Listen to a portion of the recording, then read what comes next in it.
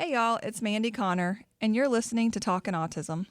Pull up a chair, because today I want to share a story about the woman who came into my life at just the right time and truly changed everything for Caitlin and I. After Caitlin was diagnosed with autism, one of our big steps was starting behavioral therapy. That's when we met Angie.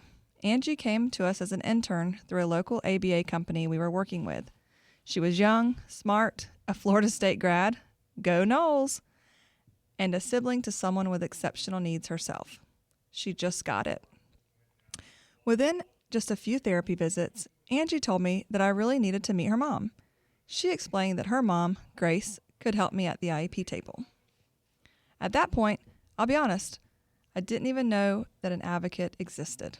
Still, I figured why not? I told her to invite her mom over, and I grabbed Publix subs so we could sit over lunch and chat. And if you're from Florida, you know Publix subs are hands down the best way to start a friendship. I don't remember much about the details of our first conversation, other than how good those subs were. Just kidding.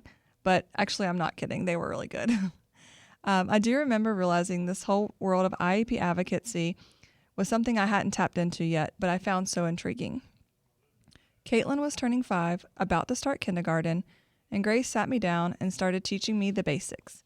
Timelines, when to request meetings, how to write things down, who to address, how to ask the right questions.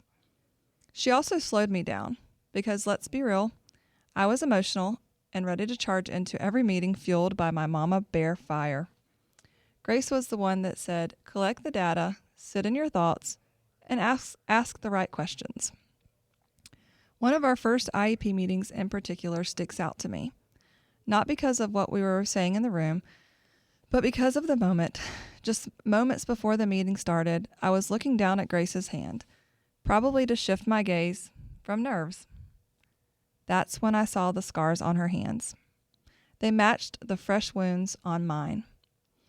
You see, Caitlin, being nonverbal, would dig her fingernails into my hands out of frustration when she couldn't express herself. And when I looked at Grace's hands and I saw those same marks, I realized she had walked this road. She knew my pain literally, and I knew she'd be there to help me. Grace wasn't just at the table.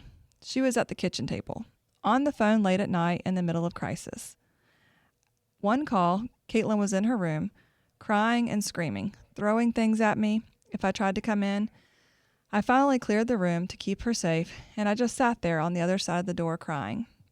I called Grace. She stayed on the line, telling me to keep going, reminding me that it would get better. And it did. She gave me sayings that I still carry today. The biggest one, put it in writing. If I've heard her say it once, I've heard her say it 1,000 times. If you don't write it down, it didn't happen. Another piece of advice Grace gave me, one of the ones that are harder for me to follow at times, is to turn my phone off after 5 o'clock and focus on family. She reminded me that while advocacy is our passion and we love our families deeply, sometimes we have to set limits. So as I've gotten older, I've learned to compartmentalize better.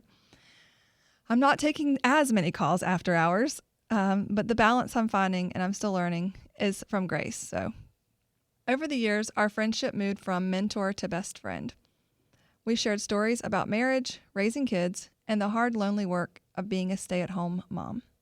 And we still laugh together, too. One of my favorite stories is when Clyde, my youngest, overheard one of our conversations and said, "Are you going to bang your fist on the table?"